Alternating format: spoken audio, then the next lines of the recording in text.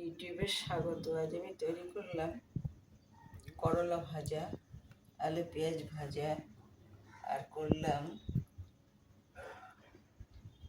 মুরগির লিভার বা মেটে, আর এই খাবারের থলে, এই এই এই পেঁয়াজ, রসুন, আদা, লঙ্কা, সেদ্ধ লবণ সব তো ছিলই, আর জিরে, ধনে, আদা সব বেটে আমি কষিয়ে ঝোল করেছি।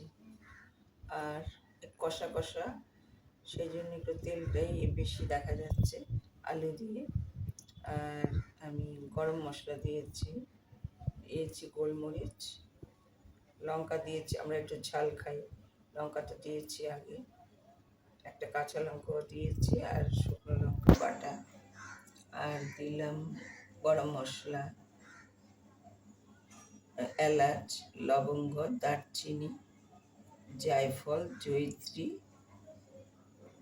অল্প অল্প দিয়ে ওগুলো, আর সামরিচ দিলাম 4টে, গোলমরিচ দিলাম 4টে, দিয়ে নামাবার আগে এখনো জিরে দিইনি, আগেই কষাবার সময় একটু বেশি করে জিরে ধনে দিয়েছিলাম।